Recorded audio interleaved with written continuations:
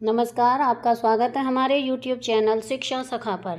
आज मैं आपके लिए लेकर आई हूँ कक्षा 5वीं की हिंदी की पाठ्य पुस्तक झिलमिल का पाठ 10। पाठ का नाम है रानी लक्ष्मीबाई। इस वीडियो में हम इस पाठ के सार, प्रश्न अभ्यास और बहुविकल्पीय प्रश्नोत्तर करेंगे। पिछली वीडियो में मैंने आपको पाठ 9 आसमान से परे पाठ का सार, प्रश्न अभ्यास और बहुविकल्पीय प्रश्नोत्तर करवाए थे। अगर आप मेरे चैनल पर नए हैं और अभी तक आपने मेरे चैनल को सब्सक्राइब नहीं किया है तो प्लीज़ मेरे चैनल को सब्सक्राइब कर लें और बेल आइकन को ज़रूर दबाएं। मैंने अपने चैनल की प्लेलिस्ट में सब्जेक्ट वाइज लिस्ट डाली हुई है। आप जिस भी सब्जेक्ट के लेसन को देखना चाहते हैं मेरे चैनल की प्लेलिस्ट में जाकर उसे देख सकते हैं। तो चलिए शुरुआत करते हैं। पाठ 10 रानी लक्ष्मीबाई नाटक। बुंदेले हर बोलो के मुख हमने सुनी कहानी थी, खूब लड़ी मर्दानी वह तो झांसी वाली रानी थी। पहला दृश्य, एक सजा हुआ हाथी खड़ा है, उस पर दो बालक बैठे हैं। एक का नाम पेशवा नाना साहब है और दूसरे का राव साहब। सड़क के किनारे एक नटखट बालिका अपने पिता की उंगली पकड़े खड़ी है और हाथी को देख रही है। ओ छबीली, हम हाथी पर चढ़कर जा रहे हैं। मनुबाई, जरा ठहरो, मैं भी तुम्हारे साथ जाऊंगी, मुझे भी हाथी पर बिठाकर साथ ले चलो। नाना साहब हंसकर, हम तुझे साथ नहीं ले जाएंगे। मनुबाई, तुम साथ नहीं ले जाओगे तो मैं दूसरे हाथी पर चढ़कर आ जाऊंगी। नाना साहब आ जाना। हाथी झूमता हुआ चला जाता है। मनुबाई, पिताजी हम भी हाथी पर चढ़ेंगे। मोरोपंत, बेटी मनु, हमारे पास हाथी कहाँ है? मनुबाई, नहीं, मुझे ये सब नहीं सुनना, बस हमें भी हाथी पर चढ़ाओ।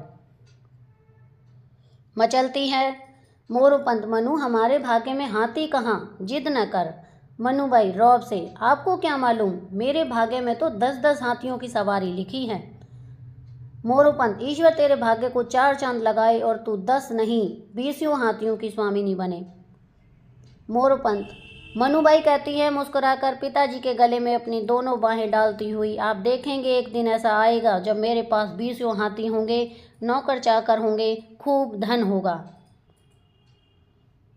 मोरोपंत, अब बहुत बातें मत बना, चल घर चले। दोनों घर की ओर चल देते हैं।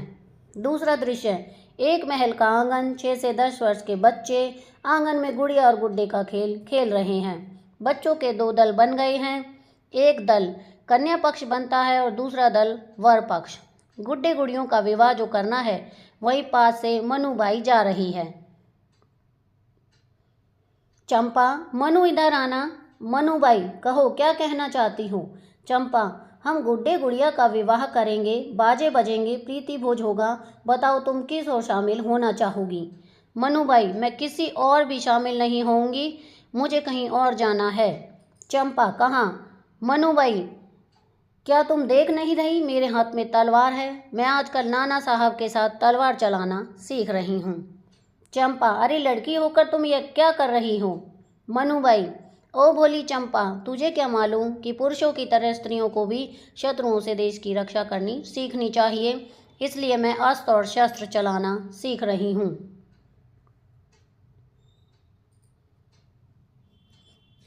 चंपा, तो क्या तुम शत्रु के साथ लड़ोगी? सुंदर कहता है।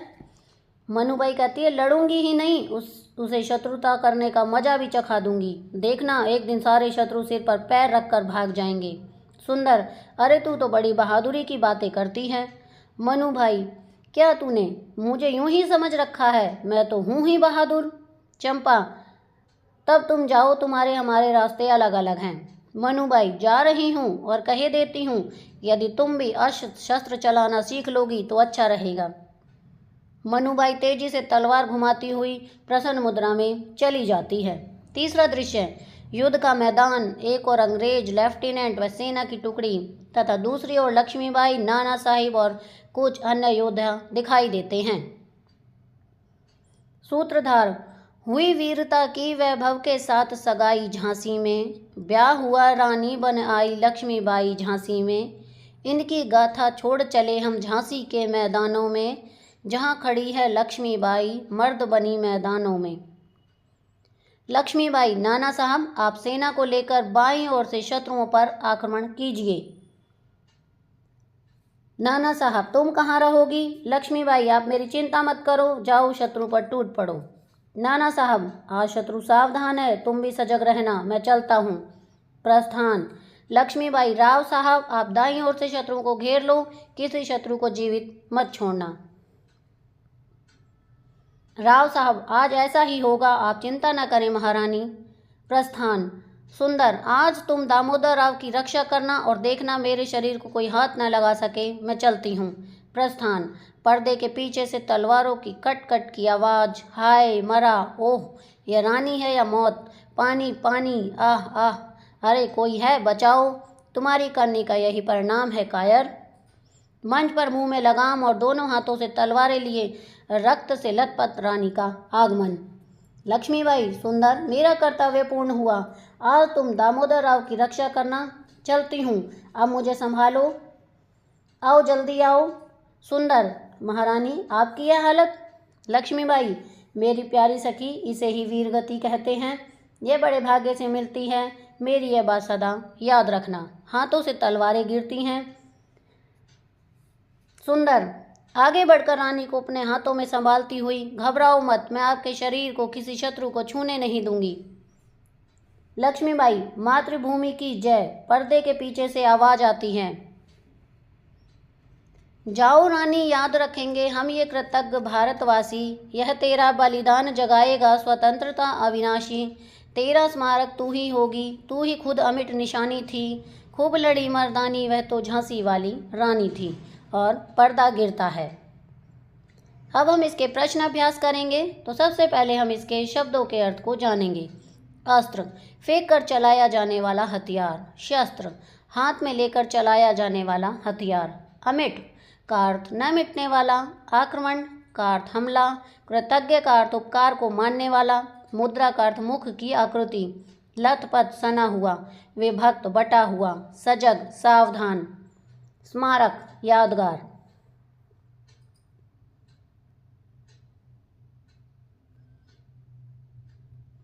यहाँ पर ये इस पाठ का सार है। अगर आप करना चाहते हैं तो वीडियो को रोककर आप इसमें से पाठ का सार लिख सकते हैं।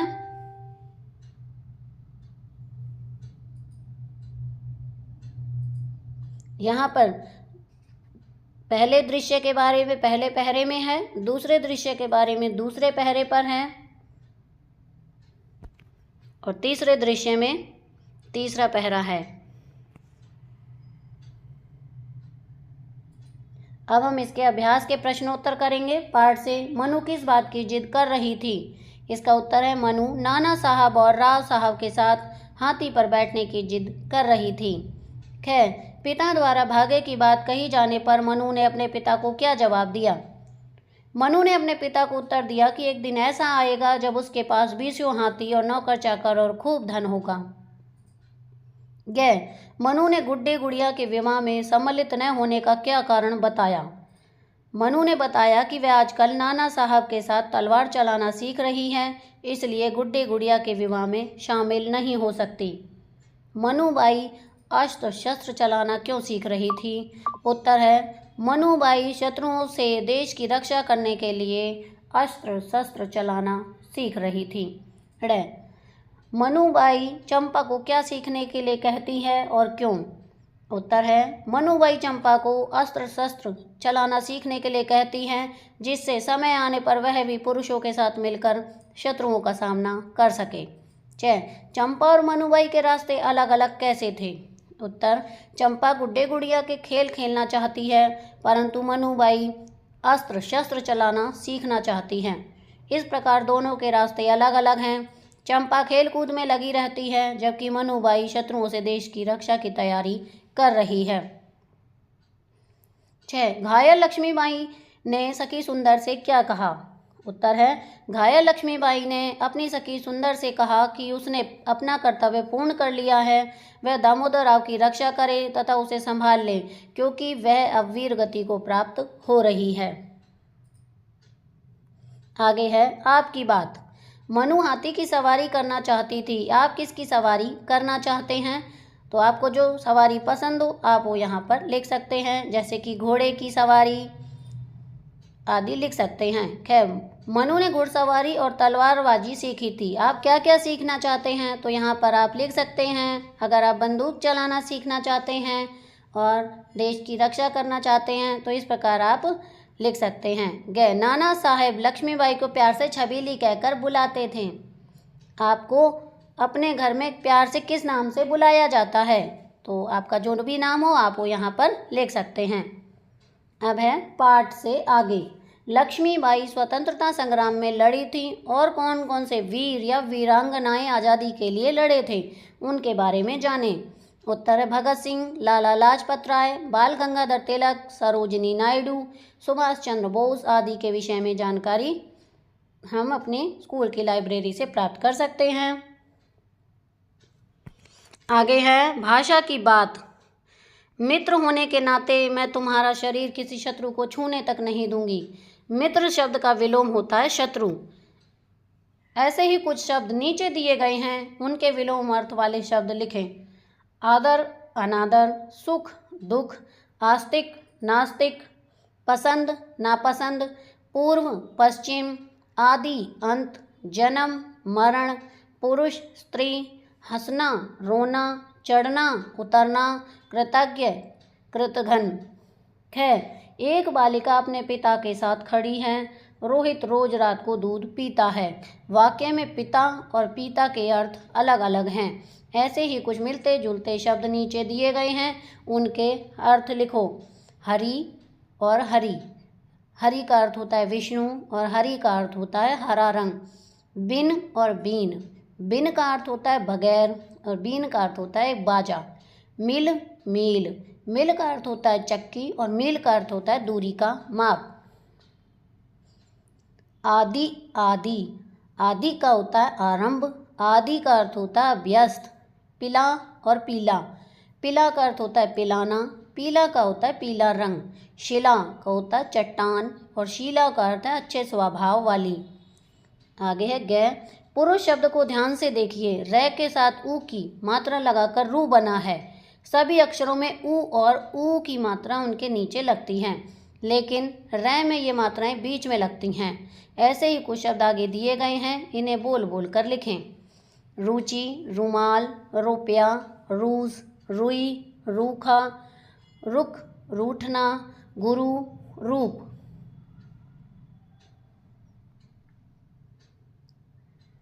घ। पाठ में मुहावरे छांटकर उन्हें वाक्य में प्रयोग करके लिखें। पहला है 4 चांद लगाना। परीक्षा में प्रथम स्थान प्राप्त करके नवजोत सिंह ने अपने परिवार को 4 चांद लगा दिए।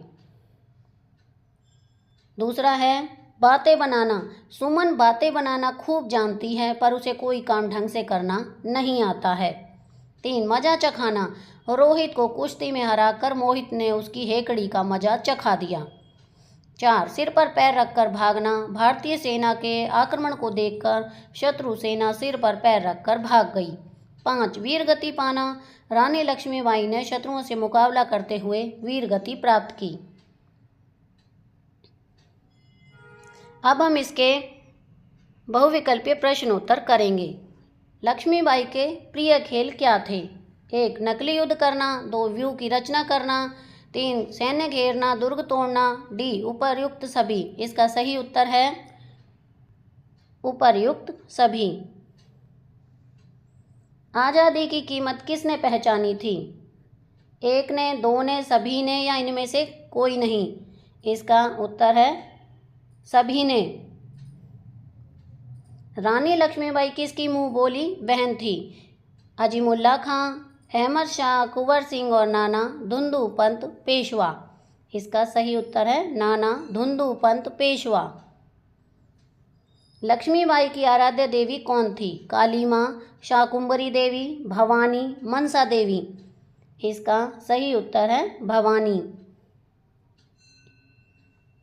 प्रश्न 5 नाना साहब कहाँ के रहने वाले थे? इलाहाबाद, झांसी, कानपुर और ग्वालियर। तो इसका सही उत्तर है कानपुर। प्रश्न 6 इस कविता में भारत को बूढ़ा क्यों कहा गया है? भारत गुलाम था, भारत में एकता नहीं थी, भारत जर्जर हो चुका था, भारत के सभी राजा बूढ़े हो चुके थे। इसका सही उत्तर है भारत में एकता नहीं थी।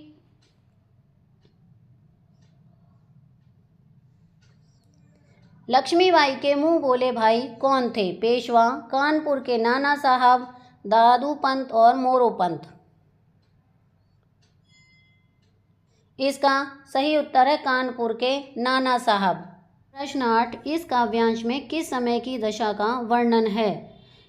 1, भारत की परतंत्रता का, भारत की स्वतंत्रता का, भारत में अंग्रेजी शासन की और भारत में मुगल शासन की। इसका सही उत्तर है भारत में अंग्रेजी शासन की। प्रश्न 9, झांसी की रानी कविता किसने लिखी है? सुभद्रा कुमारी चौहान, लक्ष्मीबाई, सुमित्रा नंदन पंत और केदारनाथ अग्रवाल। इसका सही उत्तर है सुभद्रा कुमारी चौहान। प्रश्न 10, कवित्री ने मर्दानी किसे कहा है? रानी लक्ष्मीबाई, इंदिरा गांधी को, अहिल्याबाई को या पद्मावती को? इसका सही उत्तर है रानी लक्ष्मीबाई को। प्रश्न 11, भारत को बूढ़ा क्यों कहा गया है?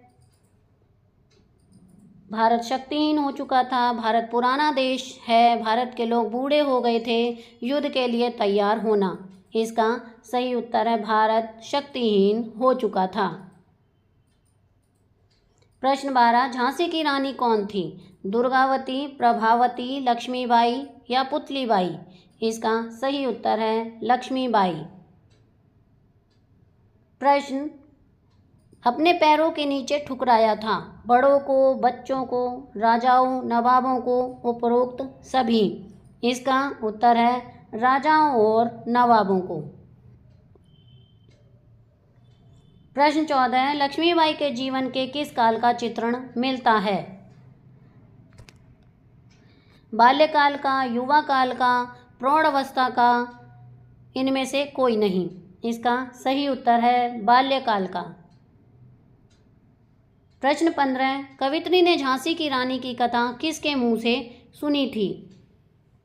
मराठों के, बुंदेलों के, अपने अध्यापक के या कवियों के?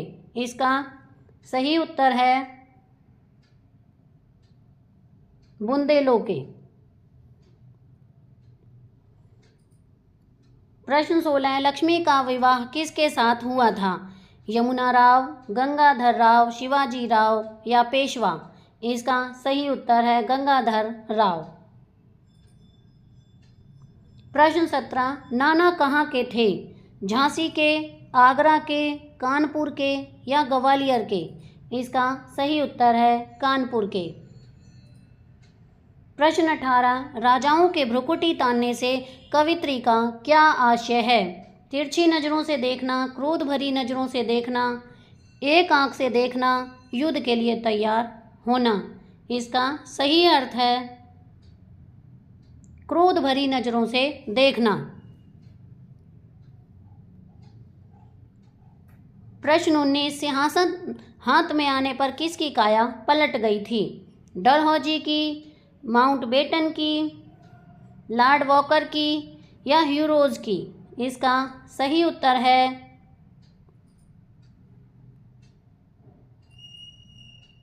डलहौजी की।